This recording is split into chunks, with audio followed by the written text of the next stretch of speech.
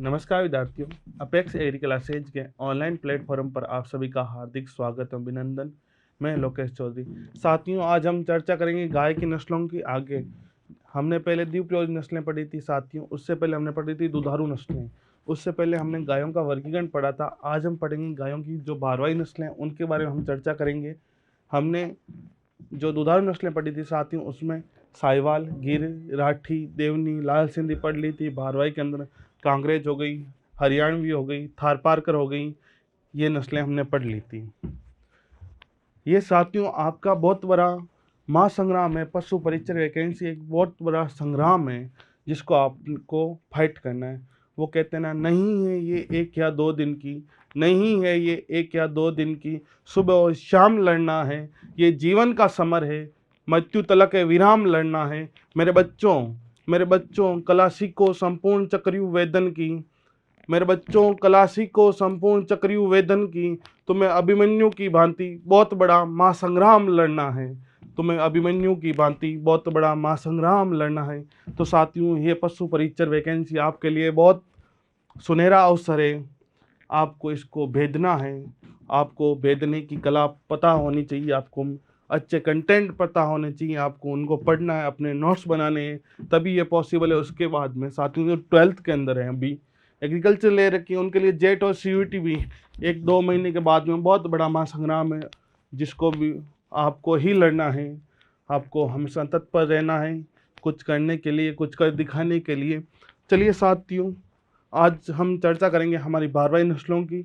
उनमें हमारी जो पहली नस्ल होगी साथियों वो होगी मालवी। मेवाती हमने पढ़ ली थी, आज हम पढ़ेंगे साथियों मालवी नस्ल। अगर हम मालवी नस्ल की तो साथियों चर्चा करें तो इसका जो ओरिजिन प्लेस होगा, जो इसका उत्पत्ति स्थान होगा साथियों, वो क्या होगा? मध्य प्रदेश का क्या होगा साथियों? मध्य प्रदेश का मालवा क्षेत्र होगा। मालवा क्षेत्र में कौन कौन से जिले आते हैं साथियों? जो मेनली जिले हैं वो बता देता हूं आपको, मंदसौर, रतलाम और उज्जैन। कौन कौन से साथियों? मंदसौर, रतलाम और उज्जैन। ये कहाँ के हैं साथियों? एमपी के। अब मालवा से आप समझते हो, जब कहते हैं राजस्थान में अकाल पड़ता था तो हमारे जो यहाँ के पशुपालक थे वो अपने पशुओं को लेकर कहाँ जाते थे साथियों? मालवा जाते थे। मालवा यानी एमपी। एमपी के कौन कौन से जिले जो साथियों राजस्थान के टच होते हैं या एमपी के जो मालवा क्षेत्र के अंदर आते हैं, जहाँ पर हरियाली होती है या वहाँ पर खाने की सुविधा अच्छी रहती है? कौन कौन से साथियों? मंदसौर, रतलाम और उज्जैन। कौन कौन से साथियों? मंदसौर, रतलाम और उज्जैन जिले इसका ओरिजिनल प्लेस माना जाता है। अगर हम बात करें साथियों मालवी नस्ल का वितरण स्थान राजस्थान में कहाँ कहाँ पर है, तो साथियों बांसवाड़ा और कोटा के अंदर। कहाँ पर है साथियों? बांसवाड़ा, कोटा, चित्तौड़ और झालावाड़। कौन कौन साथियों? बांसवाड़ा, कोटा, झालावाड़ और चित्तौड़। और छोटी नस्ल है उदयपुर जिले में। कौन साथियों? इसकी जो छोटी नस्ल है जो उदयपुर जिलों में या छोटी जगहों पर पाई जाती है ये नस्ल। यहाँ तक क्लियर है? पहले बेटा मालवा जाते थे तब लुगाएं पीछे से गीत गाती थी राजस्थानी। ये बहुत शानदार गीत हैं साथियों, आप राजस्थानी सॉन्ग सुना करो। हमारे राजस्थानी भाषा बहुत अच्छी है, इसके गीत बहुत अच्छे गाए जाते हैं। एक कहते हैं साथियों, पिया आओ तो मनेड़ी बात कर लिया। एक है साथियों, थांकी ओली उंगणी आवे। एक है साथियों कुर्जा। कुर्जा क्या है साथियों? कुर्जा पक्षी जब हमारे यहाँ आता है राजस्थान में सर्दियों के मौसम, कहाँ पर आता है साथियों? हमारे यहाँ राजस्थान में आता है कुर्जा पक्षी। जोधपुर में मेनली कुर्जा पक्षी आता है, तो कुर्जा के साथ में गीत गाया जाता है साथियों। कुर्जा तू ले जा मेरा खत गाया जाता है ना साथियों। एक जो विवाहित महिला होती है साथियों, वो अपने पति जो दूर नौकरी करता है या दूसरे देशों में नौकरी करता है या जो अपने ज़िले को छोड़कर दूसरे ज़िलों में नौकरी करता है, उसके लिए एक विवाहित महिला अपने कुर्जा पक्षी को कहती है, तो ये खत ले जाइए, मेरे प्रेम पत्र ले जाओ और उनको कहे जल्दी से यहाँ आ जाए। ये भी आपको राजस्थानी सॉन्ग सुनने चाहिए, अच्छे होते हैं। तो साथियों हम बात करें इस नस्ल की विशेषताओं की, तो इस नस्ल की विशेषताओं को देखने से पहले, आपको पढ़ने से पहले इस फोटो को एकदम ध्यान से देखना है। मैंने आपको पहले वाली क्लास में बताया था साथियों, यूट्यूब ने बहुत अच्छा फीचर दे रखा है, आपको उसका इस्तेमाल करना है। इस फोटो को साथियों जूम करके आराम से देखना है। तब इसके अंदर क्या क्या दिखाई देते हैं साथियों? इसके सींग है जो साथियों छोटे और नुकीले होते हैं, आपको दिखाई दे रहे हैं? ये नुकीले सींग है साथियों। कैसे? नुकीले सींग है।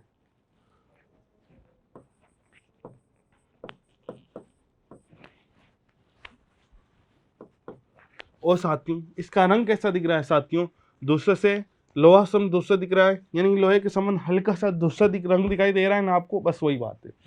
इसका शरीर साथियों आपको दिखाई दे रहा है छोटा और गठीला है। गठीला मतलब सिक्स पैक बने हुए हैं। कैसे हैं साथियों, सिक्स पैक बने हुए हैं, ये दिखाई दे रहे हैं आपको। कितना अच्छा और सही शेप के अंदर ये शरीर है। और साथियों इसकी गर्दन में टांगे छोटी व मजबूत होती हैं। इसकी गर्दन देखो साथियों छोटी है, इसकी टांगे कैसी है साथियों, छोटी व मजबूत है कि नहीं है। और साथियों इसका गल कंबल बहुत अच्छा और सुविकसित दिखाई दे रहा है आपको। हाँ साथियों इसके बाद में इसके कान चौकन्ने हुए खड़े हुए होते हैं। कान कैसे होते हैं साथियों, चौकन्ने होते हैं और खड़े हुए रहते हैं। खड़े तो साथियों घोड़ी के भी रहते हैं, कान रहते हैं कि नहीं रहते। और साथियों जब कुत्ता एकदम चौकन्ना होता है तो वो अपने कान खड़े करता है कि नहीं करता है, वैसे भी इसके ही कान क्या होते हैं साथियों, खड़े और चौकन्ने रहते हैं। और साथियों कस्सी कार्य हेतु उपयुक्त नस्ल है। कैसी है साथियों, कस्सी कार्य हेतु ये उपयुक्त नस्ल है, ये भी आपको पता होनी चाहिए। अब चलिए वापिस एक विशेषता और दोहराते हैं साथियों इसकी। सींग कैसे होंगे साथियों, छोटे होंगे और नुकीले होंगे। कैसे होंगे, छोटे होंगे और नुकीले होंगे। उसके बाद में साथियों इसका रंग कैसा होगा, रंग दूसर से लोहा सम दूसर होगा, हल्का सा दूसर सफेद के ऊपर। जैसे साथियों आप घरों के अंदर देखा होगा जहाँ पर चूल्हा जलाते हैं वहाँ अगर सफेद कलर किया हुआ होता है और उसके ऊपर जब वो हल्के हल्के कण लगते हैं तो वो आपको रंग दिखाई देता है ना, वैसा ही रंग ये होता है साथियों इस गाय का होता है। शरीर कैसा होता है साथियों, शरीर छोटा होगा और गठीला होगा, यानी सिक्स पैक होंगे इसके। क्या होंगे साथियों, सिक्स पैक होंगे। इसकी गर्दन कैसी होती है साथियों, इसकी गर्दन में टांगे दोनों ही छोटी होती है लेकिन मजबूत होती है। कैसी होती है साथियों, ये गर्दन है जो छोटी तो है लेकिन मजबूत है, तभी तो ये कस्सी काज में है तो उपयुक्त नस्ल है। ये बोझा ढो सकती है, ये साथियों जुताई कर सकती है, बहुत अच्छी नस्ल है साथियों। इसका गल कंबल होता है जो साथियों यहाँ गले के जो नीचे कंबल लटकता है वो एकदम सुविकसित होता है। आप इस फोटो के अंदर देख रहे हो, ये जो गाय है वो भाग रही है और इसका जो गल कंबल है साथियों वो आपको सुविकसित दिखाई दे रहा है।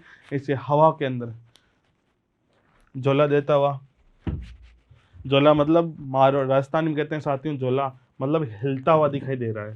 दिखाई दे रहा है फोटो को जब आपने जूम करके देखा तो। इसके कान कैसे होंगे साथियों, चौकन्ने में खड़े हुए होते हैं। इसके कान देखिए आप, एकदम चौकन्ने और खड़े हुए हैं। और साथियों ये कस्सी कार्यों है तो क्या है, उपयुक्त नस्ल है। कस्सी कार्यों के लिए क्या है साथियों, उपयुक्त नस्ल है, ये भी आपको पता होना चाहिए। आगे हम बात करते हैं साथियों नागौरी नस्ल की। किसकी साथियों, नागौरी नस्ल की। कहाँ की है, हमें गर्व है जहाँ अपेक्स एग्रीकल्चर जोधपुर के अंदर है, वहाँ पर इसका ओरिजिन प्लेस और इसके पास का जो जिला है साथियों नागौर, इसका ओरिजिन प्लेस माना जाता है। कहाँ पर है साथियों, इसका उत्पत्ति स्थान नागौर और जोधपुर जिला। कहाँ पर है साथियों, नागौर और जोधपुर जिला। इसका वितरण भी कहाँ पर होगा, नागौर और जोधपुर के समीपवर्ती इलाकों में। नागौर और जोधपुर के समीपवर्ती इलाकों में, जैसे नागौर के पास साथियों उस तरफ जाए तो नोखा आ जाता है, उससे आगे थोड़ा सा आगे जाए तो साथियों बीकानेर आ जाता है। बीकानेर का जिला है जिसकी नोखा तहसील है, वहाँ पर ये गाय दिख पाई जाती है। ये गाय कितनी अच्छी दिखाई दे रही है आपको, इस गाय को आप आराम से देखिए साथियों। इसकी जो साथियों गर्दन होती है वो मजबूत होती है, इसकी छाती एकदम चौड़ी होती है। नागौर के लोगों की सीना चौड़ा होता है कि नहीं होता है, लड़ने के लिए तत्पर रहते हैं कि नहीं रहते हैं, कोई भी बात हो लड़ाई में सबसे आगे नागौर वाले। बस वैसे ही आपको याद रखना है साथियों, ये दौड़ने में सबसे तेज है। यह दौड़ने में क्या है साथियों, सबसे तेज है। अब वहाँ नागौर का नाम आया साथियों, वहाँ पर खरनाल गांव है। नागौर में खरनाल गांव है, कौन सा है साथियों, खरनाल गांव है। वहाँ पर क्या है साथियों, वीर तेजा जी की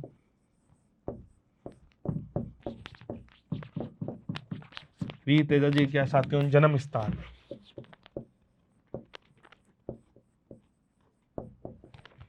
क्या साथियों, वीर तेजा जी का जन्म स्थान है। वीर तेजा जी क्या है साथियों, गायों को पालते थे। और वो कौन सी गायें थी तो आप याद रख सकते हो साथियों, नागौरी गाय थी। माना जाता है नागौरी गाय थी। गायें अच्छी पालते थे साथियों, जो जहाँ का होता है वो वहाँ की गायें पालता है, उन्हीं को महत्वपूर्णता देता है। अगर आपने सुना होगा गाजो गाजो जेठ अषाढ़ कंव तेजा रे लगतो ही गाजो सावण भादवो, वो सॉन्ग है साथियों जो तेजा जी गाया। उस वीडियो के अंदर आपको जो गाय जुताई करती हुई दिख रही है साथियों, वो कौन सी है, नागौरी गाय है साथियों। तेजा जी की कहानी है साथियों, जब तेजा जी महाराज वो बड़े हो गए थे, तब वो अपने घर पे सो रहे थे, तब उनकी माता आती है राम कंवरी और उनको कहती है साथियों कि तुम जा और खेत को जोत। तेजा जी महाराज क्या कहती है, आप जाओ और खेत को जोतो। तो वो कहते हैं साथियों हमारे इतने नौकर हैं उनका क्या करोगे। तो कहते हैं साथियों थारा बायोड़ा मोती नीपजे, यानी अगर तुम बाजरे की खेती करेगा तो वो मोती नीपजेंगे। दूसरों के भरोसे खुद काम नहीं करना चाहिए, मतलब इनको कह रहे हैं आप अपना काम खुद करो। और तो वो अपना काम करते हैं, वो खेतों की जुताई करते हैं। तभी उनकी जो बाप भी है साथियों कहते हैं भातो, हमारे राजस्थानी में जो खाना लेके जाते हैं साथियों से भाता कहा जाता है राजस्थान के अंदर। जब वो लेके जाती है तो वो लेट हो जाती है। कौन साथियों भाभी घर का सारा काम करती है, बच्चे को भी रखती है, तो वो लेट हो जाती है अपने बड़े भाई की जो पत्नी होती है। तो वो कहता है साथियों आप इतने लेट आए, हमारे जो साथ वाले हैं वो सभी खाना खा के वापस खेत का काम करने लग गए और रोटी भी ठंडी हो गई। तब भाभी कहती है मैंने तो सारा काम किया, उसके बाद में मैंने अपने नन्हे को रखा। तो तेजाजी महाराज को कहती है भाभी गुस्से गुस्से में, तुम जाओ और अपनी पत्नी को लेके आ जाओ, यानी अपनी पत्नी को लेके आ जाओ। तब तेजाजी महाराज को पता नहीं होता है कि मेरी शादी हो रखी है और वो कहते हैं काम पर है। तो अपनी भाभी इनको बताती है गांव पनीर मैं तुम्हारी पत्नी जिसका नाम पेमल है वहाँ पर आपकी शादी की हुई है। वो भागे भागे अपने माता के पास जाते हैं और कहते हैं माँ तूने मुझे बताया नहीं था। तो माँ कहती है किसी कारणवश तुम्हारे ससुराल वाले और तुम्हारे जो पिता और दादा हैं उनके बीच में लड़ाई हो गई, तो हमारी अनबन चल रही है। लेकिन तेजाजी महाराज को वो बात क्या साथियों अपने दिल पर लग जाती है और तेजाजी महाराज कहते हैं नहीं तो मैं आज उसको लेके ही आऊँगा। अब जवान आदमी था, खून वैसे ही उबाल में रहता है और वो बैठ के घोड़ी पर रवाना हुए। तो कहते हैं उनकी भाभी कहती है जोशी से टीपना निकलवाते हैं, कब लेके आना है वो निकलवाते हैं। तो जोशी जी कहते हैं या जो महाराज होते हैं वो उनको कहते हैं अभी उपयुक्त समय नहीं है। फिर भी तेजाजी महाराज नहीं मानते हैं और वो जोशी जी कहते हैं तुम्हारी मुझे देवली दिख रही है, यानी तुम्हारी मृत्यु मुझे वहाँ पर दिख रही है। तेजाजी कहते हैं मैं वापस आऊँगा तब तुझे घोड़ों से मारते हुए आऊँगा। और तेजाजी महाराज निकल जाते हैं अपने ससुराल के लिए और पनेर पहुँचते हैं। पनेर पहुँचने के बाद में साथियों वो वहाँ पर एक बाग के अंदर रहते हैं और बाद में वहाँ पर ससुराल में जाते हैं। तब वो जब जाते हैं साथियों घोड़ी लेकर, तो उनके पाँवों से जो उनकी सासू गाय का दुग्ध दोहन कर रही थी, तब वो गाय कूद जाती है उनके। तब वो कहते हैं राजस्थानी अंदर कहा जाता है उन्होंने जो कहा था कि कुण आयो काले को खायोड़ो, यानी किसको सर्प दशा जो इस टाइम आया और मेरी गाय को कुदा दिया। तब तेजाजी महाराज को वापस गुस्सा आ जाता है और वो वापस रवाना हो जाते हैं। लेकिन पेमल उनसे विनती करती है, उनकी जो पत्नी है साथियों उनसे विनती करती है और वो उनको रोक लेती है। दीदी शाम हुई आराम से खाना ना खाया, रात को जब सो रहे थे तब बाहर से किसी ने आवाज़ लगाई। वो कौन थी साथियों, लाचा गुजरी, जिसकी गायें साथियों वहाँ के जो डाकू थे वो लेके गए थे। वो कौन सी जाति के थे मुझे अभी याद नहीं आ रहा है, लेकिन वो उनको लेके गए थे। और जब वो सो रहे थे तब तेजाजी महाराज को आवाज़ लगा, उन्होंने बाहर आए। तब एक बार के लिए उन्होंने मना कर दिया, लेकिन जब लाचा ने कहा तू जाट का बेटा है, तेरे हाथ में ये बाला शोभा नहीं देता, तेरे साथ में ये तलवार शोभा नहीं देती। वो बात फिर उनके कालजब लगी और वो जो लाचा अंगूजी की जो सारी गायें थी वो छुड़ा के लेकर आए थे वापस। जब वो छुड़ाने जा रहे थे तब एक जो नाग था साथियों वो अग्नि में जल रहा था, तब उन्होंने बचा लिया। तो नाग ने कहा तूने मुझे बचाया क्यों। तो नाग ने उनसे कहा कि मैं तुम्हें मारूंगा। तब तेजाजी महाराज ने कहा कि मैं वापस आऊं तब मुझे तुम दस लेना, मेरा ये वचन है। जब उन्होंने वचन दिया नाग को तो उन्होंने अपनी बात मान ली। फिर क्या क्या साथियों उन्होंने सारी गायें बचाई, फिर गायें बचाई। तो उनके अंदर क्या है साथियों, वो उन डाकों से लड़ते लड़ते उनके शरीर पे इतने घाव हो गए थे, पूरा शरीर खून से लथपथ था। लेकिन कहते हैं वो उस टाइम के सत्यवादी तेजाजी महाराज थे जिन्होंने अपने वचन की खातिर फिर उस शाम की बम्बी पे गए। कहाँ गए साथियों, शाम की बम्बी पे गए और उस इच्छाधारी नाग या शाम को आवाज़ लगाई कि आजा मैं तेरे सामने खड़ा हूँ, मैंने अपने वचनों को दिया है उसको पालन करने आया हूँ।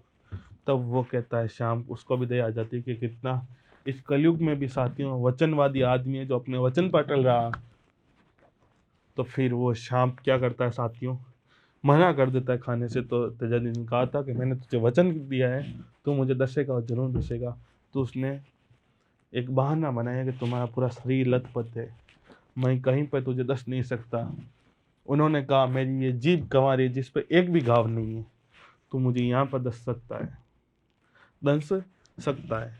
फिर उन्होंने एक और बहाना बनाया कि ऊपर कैसे चढ़ूं। तो जहाँ पर वो घोड़ी पर बैठे थे, अपनी लीलन घोड़ी पर सवार थे साथियों, तो उन्होंने वहीं पर भाला टेका और कहा आ जाओ ऊपर। उस भाले के ऊपर ऊपर सांप आए और उन्होंने इस जीभ पर नस लगाया, और वहीं पर वीर तेजाजी महाराज ने थोड़ी दूर में अपने प्राण त्याग दिए। उसके बाद में साथियों उनके पीछे उनकी घोड़ी को कहते हैं शायद सती हुई थी, उनकी पत्नी सती हुई थी, और उनकी बहन थी साथियों, शायद राजल थी या बुंगरी थी, दोनों ही बहनें थी। उनमें से एक बहन साथियों बुंगरी माता है जो सती हुई थी अपने भाई के पीछे। उनके जो साथियों पिता है ताड़जी धोले और माता थी रामकुमारी। ये थी हमारे तेजाजी महाराज की एक छोटी सी कहानी। अच्छी लगी हो तो क्लास को लाइक और शेयर करना मत भूलिए साथियों। हम उसी गाय के बारे में आज चर्चा करेंगे। क्या साथियों, इसका ओरिजिन प्लेस नागौर और जोधपुर जिला, वितरण स्थान कौन सा साथियों, नागौर व जोधपुर के समीपवर्ती क्षेत्र। अगर साथियों हम बात करें इसकी विशेषताओं की, तो मैंने आपको बताया सबसे अच्छी भारवाही नस्ल कौन सी है साथियों, तो वो है नागौरी। कौन सी है? नागौरी। अगर साथियों हम बात करें इसका रंग, तो साथियों सफ़ेद धूसर होता है, फोटो में दिखाई दे रहा है। ये उत्तम किस्म के बैल होते हैं, ये सभी को पता है। अगर अच्छी भारवाही नस्ल है तो उत्तम किस्म के होंगे। शर्म है तो उपयुक्त नस्ल है तो अच्छी भारवाही है तो वो शर्म अपना कार्य तो करेगी करेगी। तो साथियों बैल अत्यंत चौकन्ने व तेज दौड़ने वाले होते हैं। कैसे कैसे होते हैं साथियों? अत्यंत चौकन्ने होते हैं और तेज दौड़ने वाले। दुल्की या डुल्की चाल है, तो दोनों में से कोई भी नाम आए तो याद रखना। दुल्की या ढुल्की चाल हेतु उपयुक्त नस्ल है। इस नस्ल में मजबूत होता है और उठा हुआ कुबड़ होता है साथियों। कुबड़ कैसा होता है? ये जो कुबड़ साथियों मजबूत होता है और उठा हुआ होता है। इस नस्ल की जातियों जो पूंछ होती है वो मध्यम आकार की होती है। इन गायों का साथियों अडर मध्यम आकार का होता है। इनका जो अडर या जो अयन होता है साथियों वो मध्यम आकार का होता है, ज्यादा बड़ा नहीं होता है, क्योंकि ये दुधारू नस्ल नहीं है। अगर साथियों इस नस्ल की गर्दन मजबूत होती है, साथियों इसकी जो छाती होती है वो एकदम चौड़ी होती है, और साथियों पीठ सीधी होती है। पीठ दिखाई दे रही है, इसके अंदर कभी जोल नहीं होता है, क्योंकि ये अपना काम परिश्रम से करती है। और साथियों इसका औसत दूध उत्पादन तो मैंने बताया था 1000 से कम होगा। जो भारवाही नस्लें होंगी तो कितना है साथियों? 600 से लेकर 900 लीटर इसका दूध उत्पादन है। एक बार इसकी विशेषताएं फिर से देखिए साथियों। इसी क्लास में आपको इस गाय को याद करके जाना है। सबसे अच्छी भारवाही नस्ल है। रंग कैसा होगा साथियों? सफेद धूसर ग्रे होता है। उत्तम किस्म के बैल होते हैं। और क्या साथियों? शर्म है तो उपयुक्त नस्ल है। बैल अत्यंत चौकन्ने होते हैं। कैसे होते हैं साथियों? एकदम फुर्तीले और चौकन्ने होते हैं, और तेज दौड़ने वाले होते हैं साथियों। तेज चलने वाले तो कांकरेज नस्ल के। किसके साथियों? कांकरेज नस्ल के हैं। और तेज दौड़ने वाले साथियों नागौरी नस्ल के हैं, जिन्हें दुल्की या डुल्की चाल हेतु प्रसिद्ध है। साथियों इस नस्ल में मजबूत उठा हुआ कुबड़ होता है। कैसा होता है साथियों? मजबूत और उठा हुआ कुबड़ होता है। और इस नस्ल में साथियों पूंछ मध्यम लंबाई की होती है। इन गायों में जो अडर होगा साथियों वो मध्यम आकार का होगा। इस नस्ल की साथियों गर्दन मजबूत, चौड़ी छाती और सीधी पीठ प्रमुख विशेषता है। क्या है साथियों? गर्दन मजबूत, चौड़ी छाती और सीधी पीठ प्रमुख विशेषता है। औसतन दूध उत्पादन कितना होता है साथियों? 600 से लेकर 900 लीटर इसका औसतन दूध उत्पादन होता है। ये थी हमारी नागौरी गाय। अच्छी लगी आपको तो क्लास को लाइक कर दो, शेयर कर दो, कमेंट करना मत भूलिए साथियों। आगे देखिए साथियों, वेचू नस्ल कहाँ के साथियों? केरल की गाय की सबसे बोनी नस्ल है, और इसे मिनिएचर गाय के नाम से भी जाना जाता है। ये दो विशेषताएं, और ये भारवाही नस्लों में आती है, अपना बोझा ढोती है पहाड़ों के अंदर। फोटो से देख लो साथियों, छोटी सी गाय दिखाई दे रही है तो आपको सबसे पहले अगर फोटो से दिखाई दे रहा है सबसे बोनी नस्ल है। और दूसरी विशेषता क्या है साथियों? दो विशेषता याद रखनी है। इसे मिनिएचर गाय के नाम से जाना जाता है। अच्छी बात है, आगे चर्चा करें साथियों। तो चलिए हम आगे बात करेंगे साथियों विदेशी नस्लों की। इसके साथियों विदेशी नस्ल, और पहली गाय कौन सी साथियों? जर्सी गाय। कौन सी? जर्सी। जर्सी कहाँ के साथियों? जर्सी द्वीप समूह इंग्लैंड की। कहाँ के साथियों? जर्सी द्वीप समूह इंग्लैंड की। आप इस फोटो को ध्यान से देखिए, इसके अंदर कुबड़ नहीं है। कहीं पर है क्या? कुबड़ नहीं है ना। तो ये कैसी साथियों विदेशी नस्ल है, ये भी आप इसके अंदर मेनली अंतर होता है, कुबड़ अनुपस्थित होता है। मैंने आपको बताया था उस टाइम जब जनरल इंट्रोडक्शन पढ़ रहे थे। साथियों विदेशी गायों में सर्वाधिक वसा किन में होती है, तो साथियों जर्सी करें। इस नस्ल की जो गाय है साथियों वो जल्दी युवा हो जाती है, इनके जो बच्चे होते हैं साथियों वो जल्दी युवा हो जाते हैं। और साथियों इसका रंग दिखाई दे रहा है लाल समान, लाल या हल्का पूरा सफेद धब्बे होते हैं। ठीक है, इस फोटो को ध्यान से देखना और साथियों सभी बातों में हम चर्चा करेंगे इस स्लाइड में। इनका साथियों शरीर लंबा होता है, दिखाई दे रहा है शरीर लंबा है। इसका जो चेहरा है साथियों वो चौड़ा है। ये कैसे होते हैं सब साथियों, कम लंबाई की। और इनका सिर है साथियों, ये दिखाई दे रहा है यहाँ पर बीच में से धसा हुआ होता है। ये जो सिर है साथियों यहाँ पर क्या अंदर की ओर धसा हुआ होगा। अगर साथियों हम आगे बात करें, ये नस्ल भारत व राजस्थान में अधिक दूध उत्पादन के लिए पाली जाती है। ये साथियों गाय है जो भारत और राजस्थान में किसके लिए पाली जाती है, अधिक दूध उत्पादन के लिए पाली जाती है। क्रॉस ब्रीडिंग के लिए सर्वाधिक उपयोग किया जाता है, क्योंकि इसके जो सांड होते हैं साथियों, ये गाय अधिक दूध उत्पादन वाली है। तो हमारी जो कमजोर नस्लें जिनका दूध उत्पादन कम होता है, उस नस्ल को सुधारने के लिए इनसे क्रॉस ब्रीडिंग कराई जाती है। इनकी जो साथियों ये जल्दी यौनारंभ हो जाते हैं 8 से 10 महीने में। दिखाई दे रहे हैं साथियों, सबसे अच्छी विदेशी नस्ल है सॉरी, मैंने आपको बताया था साथियों सबसे अच्छी विदेशी नस्ल है। ये नस्ल जल्दी युवा हो जाती है, ये भी मैंने आपको बताया था ना अभी। ये देखो यौनारंभ लिखा हुआ है 8 से 10 महीने। और साथियों सर्वाधिक गर्मी सहनशील नस्ल है। कैसी है साथियों, सर्वाधिक गर्मी सहनशील नस्ल है, तभी तो इसको हम भारत या राजस्थान के अंदर साथियों दूध उत्पादन के लिए पाल सकते हैं, क्योंकि हमारे यहाँ गर्मी बहुत ज़्यादा पड़ती है कि नहीं पड़ती है, सर्दी भी बहुत अच्छी पड़ती है। गर्मी साथियों यहाँ थार का रेगिस्तान है, इस मरुभूमि के अंदर साथियों हम निवास करते हैं, जहाँ के अंदर साथियों जब सूर्य उगता है तो एक सुनहरे सोने के समान दिखाई देता है कि नहीं देता है। हमें अपनी धरती पर नाज है, यहाँ विभिन्न प्रकार के साथियों पर्वत पठार और नदियाँ हैं। हर धर्म के लोग यहाँ पर निवास करते हैं, हमें अपनी धरती पर नाज है कि नहीं है।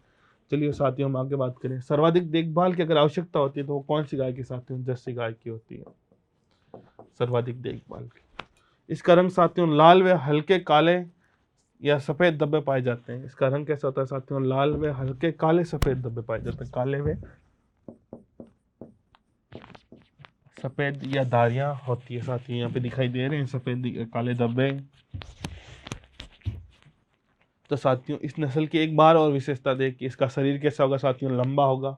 जो चेहरा होगा साथियों वो चौड़ा होगा और साथियों कम लंबाई का होगा। और इनका सिर कहाँ से होगा साथियों, सिर यहाँ जो बीच में होता है भाग, वहाँ से अंदर की ओर धसा हुआ रहता है। ये नस्ल साथियों भारत व राजस्थान में अधिक दूध उत्पादन के लिए पाली जाती है। इस नस्ल का साथियों सर्वाधिक क्रॉस ब्रीडिंग के लिए उपयोग किया जाता है। हम अगली विशेषता देखें साथियों, सबसे अच्छी विदेशी नस्ल है। यह नस्ल जल्दी युवा हो जाती है, इसकी यौनारंभ अवधि साथियों 8 से लेकर 10 महीने की है। यहाँ पे लिखी हुई है साथियों, युवा मतलब यौनारंभ अवधि। सर्वाधिक गर्मी सहनशील नस्ल है और साथियों सर्वाधिक देखभाल की आवश्यकता होती है। इसका जो रंग होगा साथियों लाल व हल्के काले व सफेद धब्बे या धारियां पाई जाएगी। क्या पाई जाएगी साथियों, सफेद या काली धब्बे व धारियां पाई जाएगी। अगर साथियों हम इसकी और विशेषताओं की बात करें तो ये देखिए, इनका जो नर होगा साथियों उसका वजन होगा 570 kg। इनकी जो मादा होगी साथियों उसका वजन होगा 400 से लेकर 500 kg। इनका जो साथियों दूध उत्पादन होगा वो 4000 से 4200 लीटर प्रति ब्यात होगा। कितना होगा, 4000 से लेकर 4200 लीटर प्रति ब्यात होगा। वसा होगी साथियों 5 से लेकर 5.5%। वसा कितनी होगी, 5 से लेकर 5.5% तक इनमें वसा होगी। और विदेशी नस्लों में सर्वाधिक वसा पाई जाती है। ये मैंने जब जनरल इंट्रोडक्शन कराया तब भी आपको बताया था, जब मैंने साहिवाल नस्ल कराई तब भी आपको बताया था भाई सर्वाधिक विदेशी नस्लों में सर्वाधिक वसा किन में होगी साथियों, जर्सी गाय के अंदर होगी। किसमें होगी, तो जर्सी गाय के अंदर होगी। चलिए साथियों हम आगे हमारी गाय की बात करेंगे, होलिस्टियन फ्रीजियन। देखिए ध्यान से देखिए, ये रही हमारी होलिस्टियन फ्रीजियन गाय। आप सभी को इस गाय का बेसब्री से इंतजार था और ये गाय आपके सामने आ गई। बहुत जनों ने देखा होगा इस गाय को, लोग पालते हैं अधिक दूध उत्पादन के लिए। साथियों इसका ओरिजिन प्लेस कहाँ है? हॉलैंड या नीदरलैंड है। कहाँ पर है साथियों ये गाय? हॉलैंड या नीदरलैंड की है।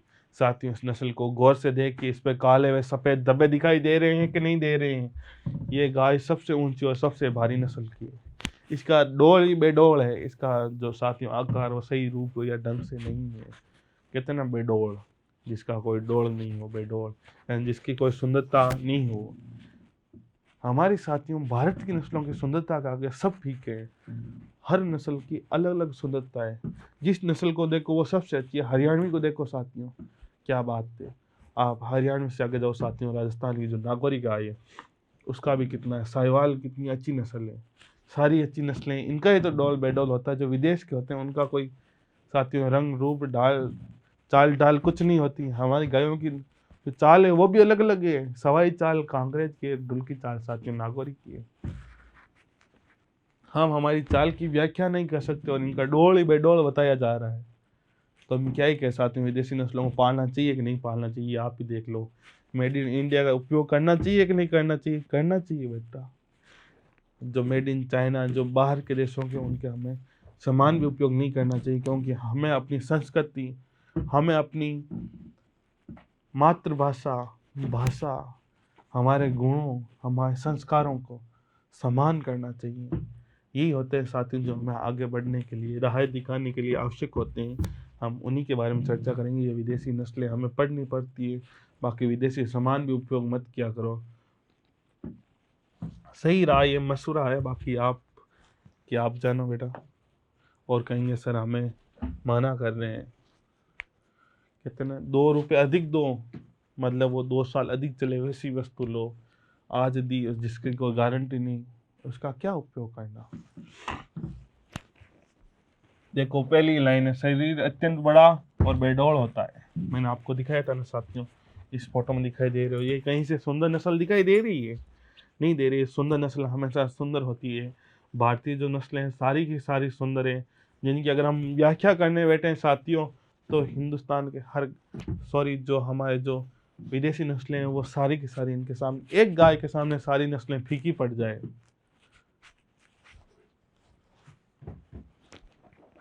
अगर साथियों हम बात करें गाय की सबसे ऊंची व भारी नस्ल की, तो कौन सी है साथियों? Holstein Friesian. अगर देसी नस्लों में किसमें साथियों?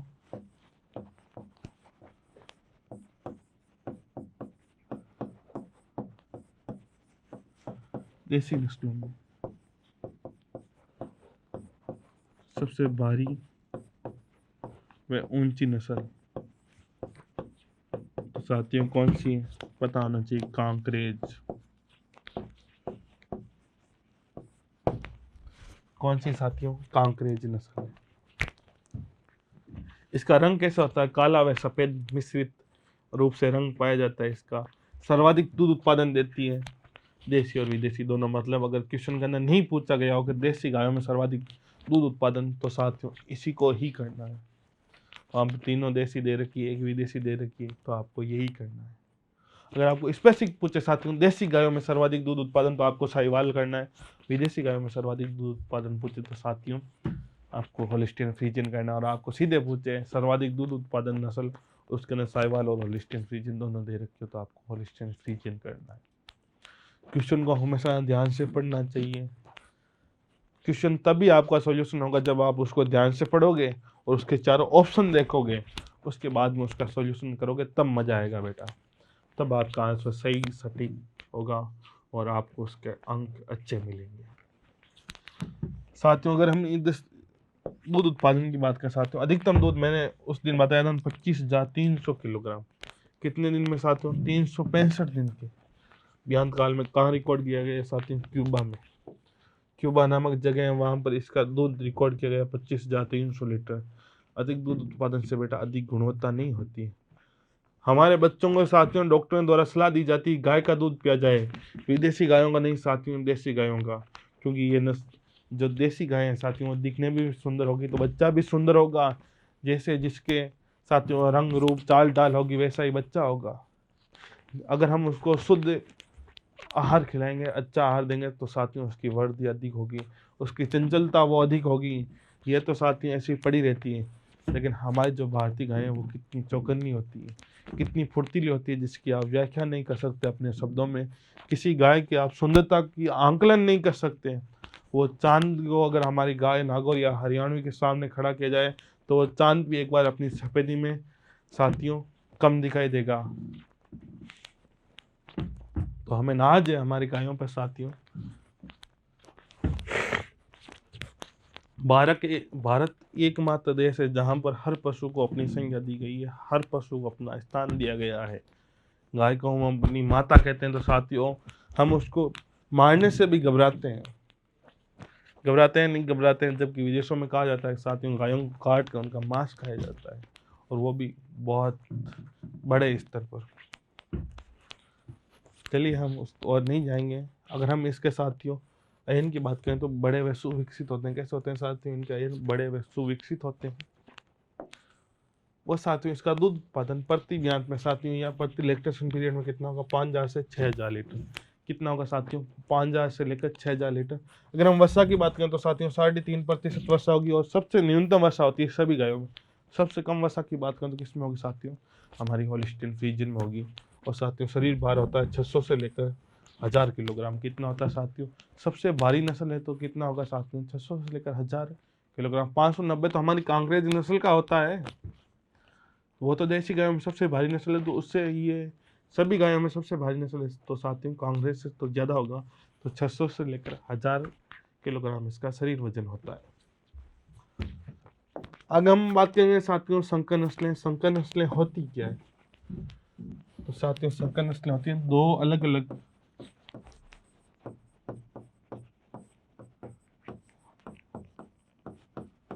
नस्लों के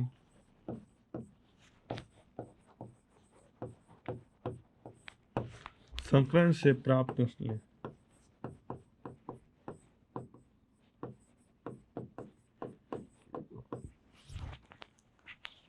क्या कहलाती है साथियों? संकर नस्लें कहलाती है।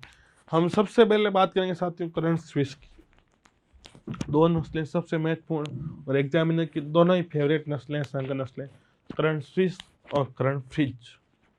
दोनों कहाँ से विकसित की गई साथियों? एनडीआरआई। कहाँ से विकसित की गई साथियों? एनडीआरआई, राष्ट्रीय डेयरी अनुसंधान संस्थान। कहाँ से साथियों? राष्ट्रीय डेयरी अनुसंधान संस्थान एनडीआरआई। एक होता है साथियों एनडीडीबी। क्या होता है साथियों? एनडीडीबी इससे मिलता जुलता ही है, नेशनल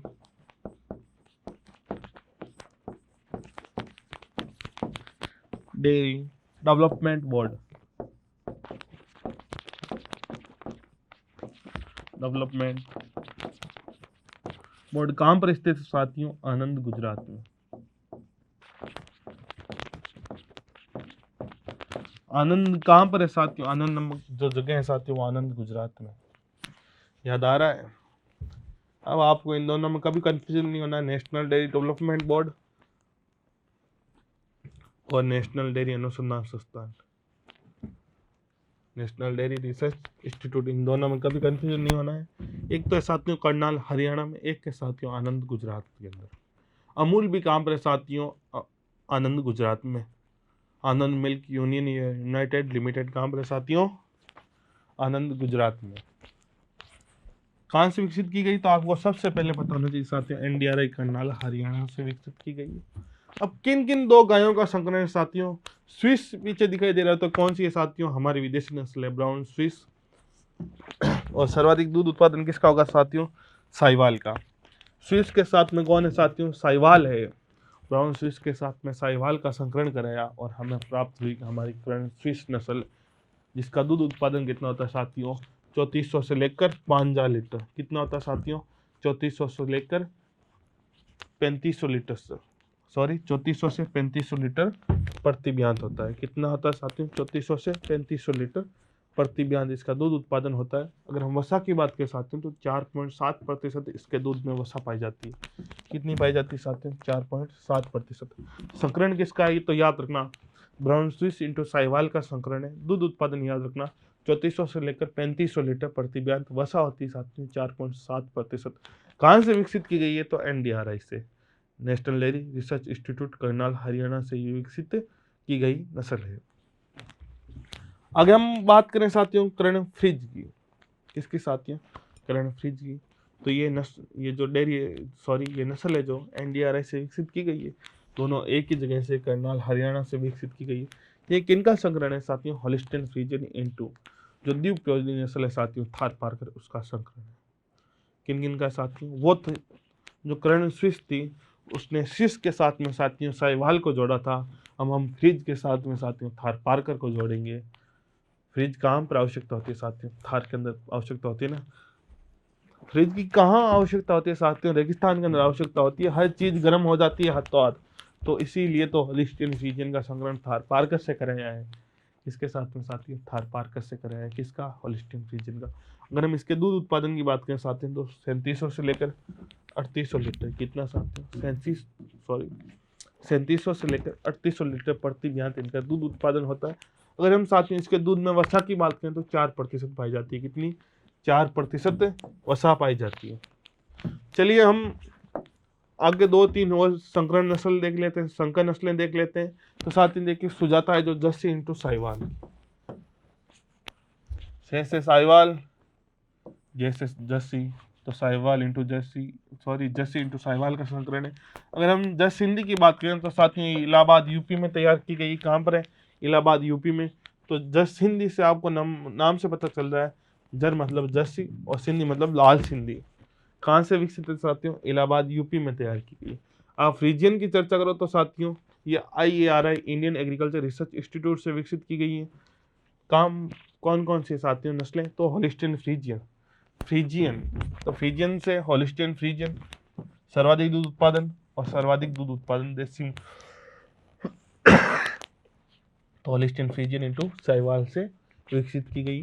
साथियों अगली है ब्राउन सिंधी। तो नाम से पता चल रहा है साथियों, ब्राउन मतलब ब्राउन स्विस, सिंधी मतलब लाल सिंधी। दो महत्वपूर्ण कौन सी है इनमें से साथियों? कर्ण स्विस और कर्ण फ्रिज, दोनों नस्लें महत्वपूर्ण है, उनको इंपॉर्टेंट देना और इनको भी एक बार देख लेना। अगर एग्जामिनर के लग जाए मन में कि भाई ये बहुत सालों से पूछ रहे हैं, आज हम कुछ चेंज करते हैं संकर नस्लों में, तो ये भी आपको पूछ सकते हैं। आज के लिए यही नस्लें थी साथियों।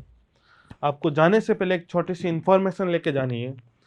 जो बच्चे 12th के अंदर एग्रीकल्चर में ले रहे की और वो एग्ज़ाम दे रहे हैं, और या जिन बच्चों ने पिछले साल एग्रीकल्चर से 12th की और उनको इस बार कॉलेज नहीं मिली उसी साल, तो इस बार अगर आपको कॉलेज चाहिए, अगर आप तैयारी करना चाहते हैं और अपनी तैयारी को उचित मार्गदर्शन प्राप्त करना चाहते हैं, अगर आप जेट CVT ICR या BHU की किसी कॉलेज में या किसी संस्थान में अगर आप एडमिशन लेना चाहते हैं, तो हमारा जो क्रैश कोर्स है साथियों वो 29 मार्च 2024 से स्टार्ट होने वाला है।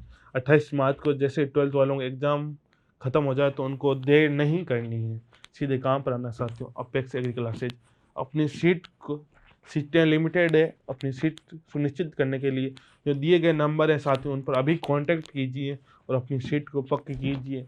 और साथियों हमारे यहाँ पर राजस्थान की सर्वश्रेष्ठ फैकल्टी द्वारा आपको पढ़ाया जाएगा, अध्यापन कराया जाएगा। डिजिटल बोर्ड होगा साथियों, क्लास डिजिटल होगी। और साथियों क्या सुविधा है? प्रिंटेड नोट्स होंगे। और क्या साथियों, बहुत शानदार और अच्छा कंटेंट होगा। कम समय में आपको बहुत बढ़िया तैयारी कराई जाएगी। आपको एक सिलेक्शन के लिए साथियों उचित मार्ग प्रदान किया जाएगा। जो काम पर साथियों अपेक्स एग्री क्लासेज जोधपुर के अंदर है। और साथियों उसके साथ में 11th और 12th फाउंडेशन वो भी होगा। जो 10th की और एग्रीकल्चर लेना चाहते हैं वो भी पढ़ा सकते हैं हमारे यहाँ अपेक्स एग्री क्लासेज में 11th और 12th फाउंडेशन के लिए। और साथियों जिन्होंने 2 महीने की तैयारी में थोड़ी सी कमी रख दी, या जिनको कॉलेज मिली और वो उससे भी अच्छी या यूनिवर्सिटी लेना चाहते हैं अपनी मनपसंद की, तो उसके लिए हम एक लॉन्ग ईयर टारगेट बैच लगाएंगे, जिसमें भी आपका बहुत बहुत अभिनंदन है। और साथियों हमारे सबसे अच्छी जो साथियों आपका विश्वास है वो जीतना है, और उसके साथ में हम हिंदी और इंग्लिश मीडियम दोनों अलग अलग बैच लगाएंगे। कौन कौन साथियों? हिंदी मीडियम अलग रहेगा और इंग्लिश मीडियम अलग रहेगा। हम दोनों भाषाओं में साथियों आपको पढ़ाएंगे। तो आपका बहुत बहुत स्वागत है अपेक्स एग्री क्लासेज के अंदर। अगर आप अपनी सीट को पक्का करना चाहते हैं तो मैं एक बार और कह देता हूँ साथियों, इन नंबरों पर कॉल करके आप बहुत सारी डिटेल और भी जुटा सकते हैं हमारे बारे में। आज के लिए बस इतना ही। सभी आए हुए कश्यप वीरों को साथियों मेरा दिल से सलाम और धन्यवाद।